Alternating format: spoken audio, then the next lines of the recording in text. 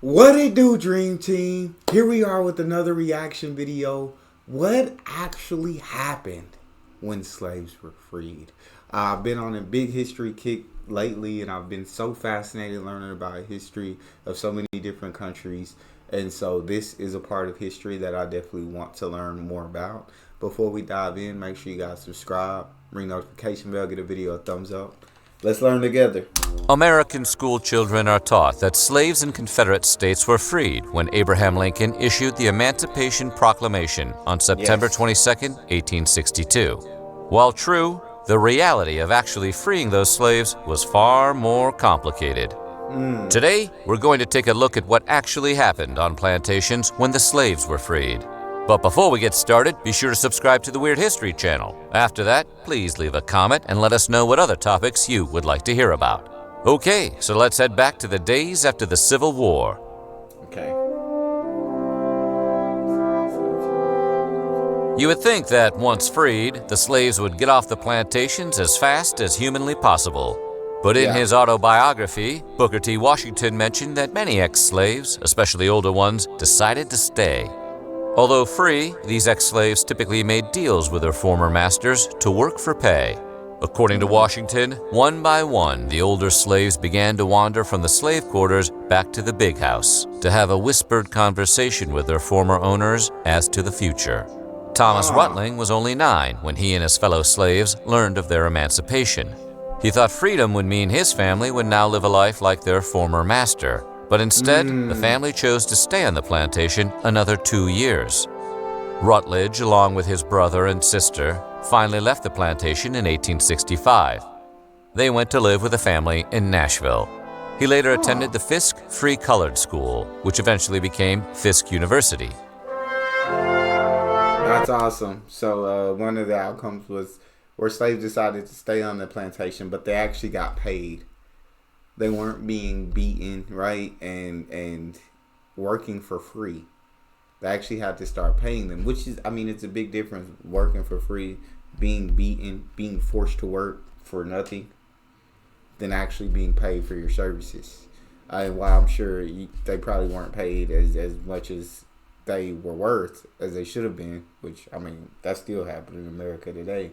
They were actually being paid something. And so some older slaves decided to remain on these plantations, which I completely understand.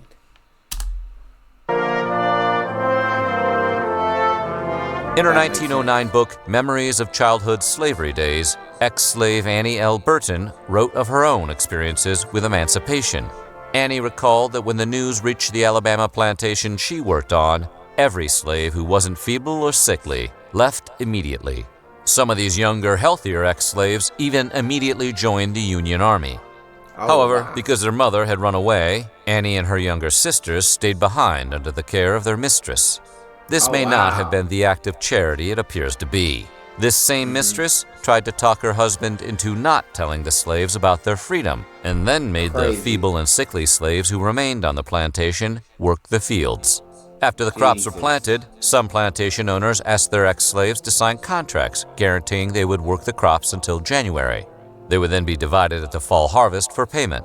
Such a deal is mentioned in the Reverend Irving E. Lowry's 1911 book, Life on the Old Plantation in Antebellum Days, or A Story Based on Facts. Lowry said his ex-master tried to convince the slaves to sign the deals by making a long speech in which he reminded them that he wasn't a bad guy. The plantation owner pointed out that he never put an overseer over them, never employed bloodhounds, and never separated a mother from her child, nor a husband from his wife.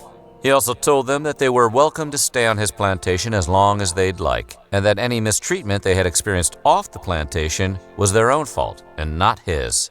Although that argument might sound meager to us, all but one ex-slave signed the contract. Wow. Jeez, yeah, that didn't sound like, I mean, you're not a good guy because you did all that. You still own people. You still forced them to work for free. You're not a good guy because you didn't put an overseer over them, and you didn't beat them, and you didn't, right?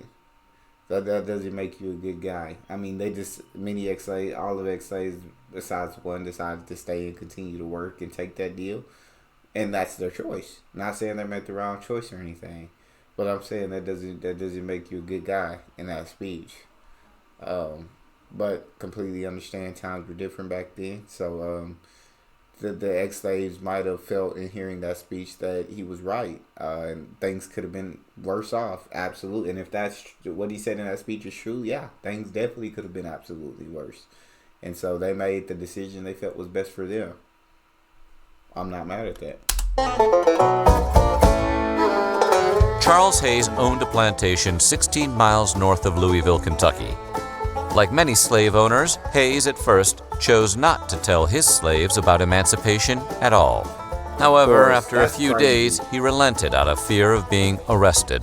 Yeah. According to ex-slave Harry Smith in his 1891 book, 50 Years of Slavery in the United States of America, Hayes broke the news by saying, "I am about to tell you something I never expected to be obliged to tell you in my life. It is this. One and all, women, men, and children, belonging to me, you are free to go where you please." Smith also noted that at the same time, Hayes was cursing Lincoln's name and exclaiming that if Lincoln were there, he'd kill him for taking his slaves away. However, after Hayes cooled down, he gave the entire plantation access to his whiskey stash and threw what sounds like a pretty decent party. It was described as a great jubilee in which the ex-master and all the ex-slaves got drunk together. Smith recalls that everyone was cheering Abraham Lincoln, but Hayes was way too drunk to notice.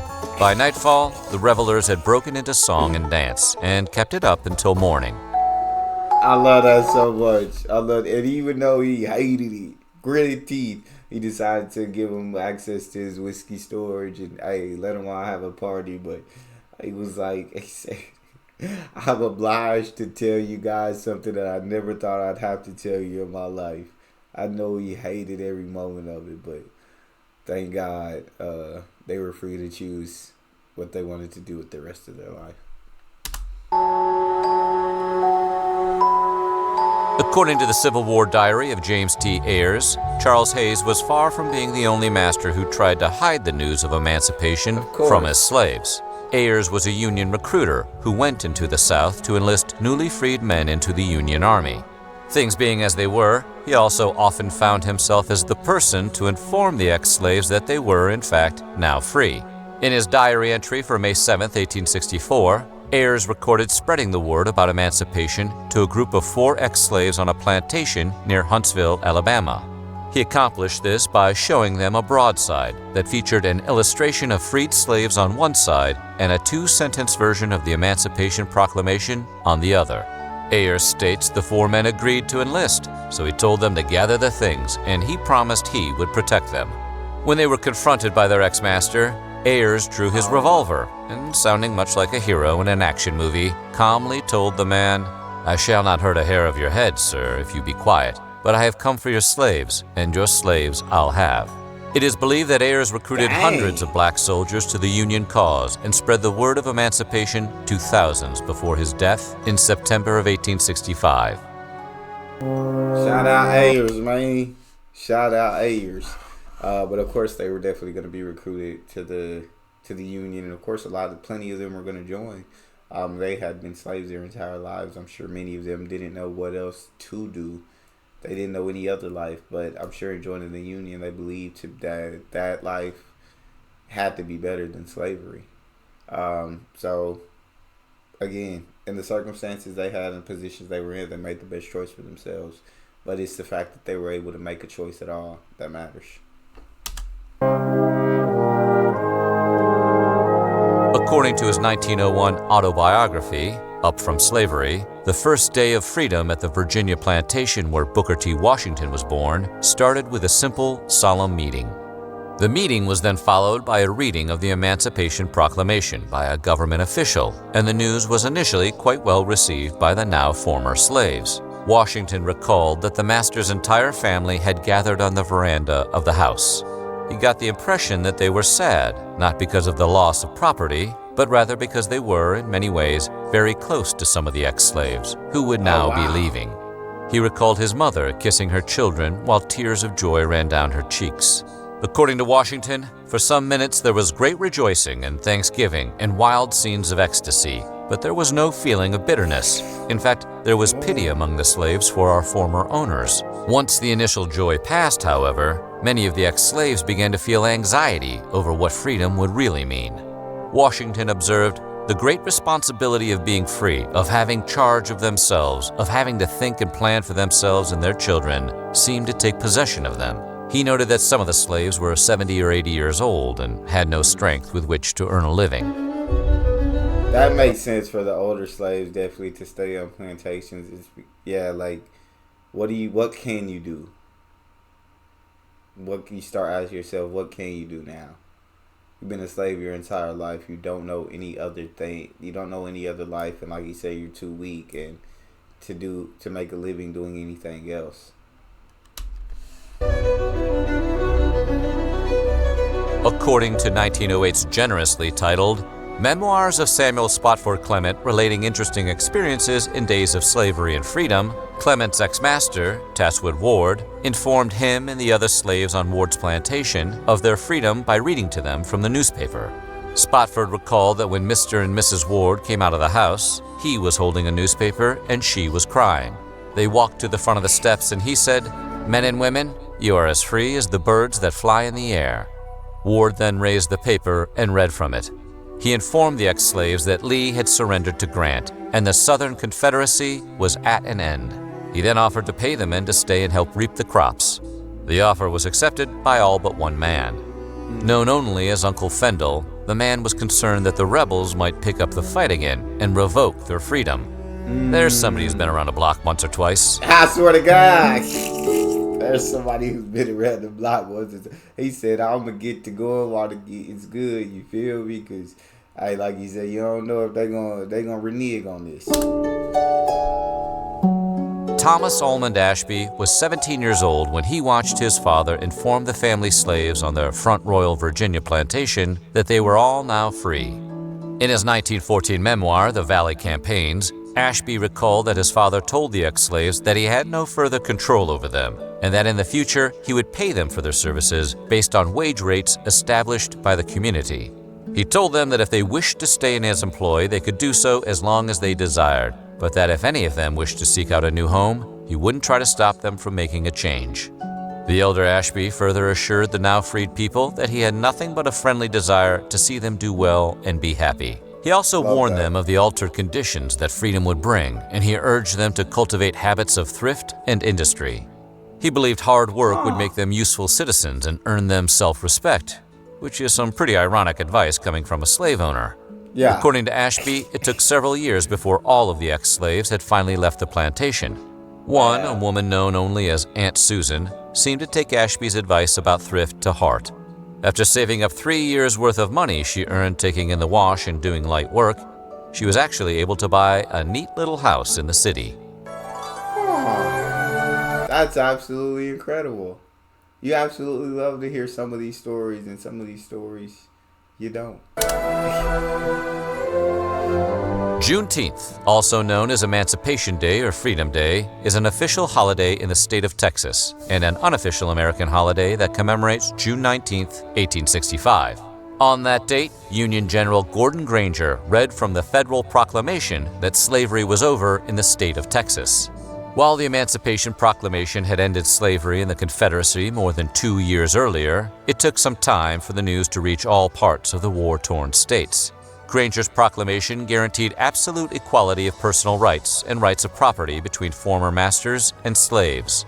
It also declared that the connection between master and slave was officially replaced by that between employer and hired labor. During the late 19th century, Juneteenth was primarily celebrated by the black community. However, the civil rights movement of the 1950s and 60s led to a renewed interest in the holiday at a wider level. In January of 1980, it became an official holiday in the state of Texas. And in the 21st century, it has become a widely recognized day to celebrate black historical achievements and encourage respect and pride in all cultures. So what do you think? How fast or slow do you think that change was? Let us know in the comments below, and while you're at it, check out some of these other videos from our weird history. Shout out Weird History. That was a cool video to get the chance to react to, and kind of hear how the slave owners broke it to the slaves, how some didn't want to break it, tried to hide it. how some tried to give advice, and interesting to see the choices some of the slaves made considering their circumstances. But that's all we have for this video. If you enjoyed that reaction, make sure you check out this one. Make sure you subscribe, and I'll see you on the next one. It's your boy D Neal. Out.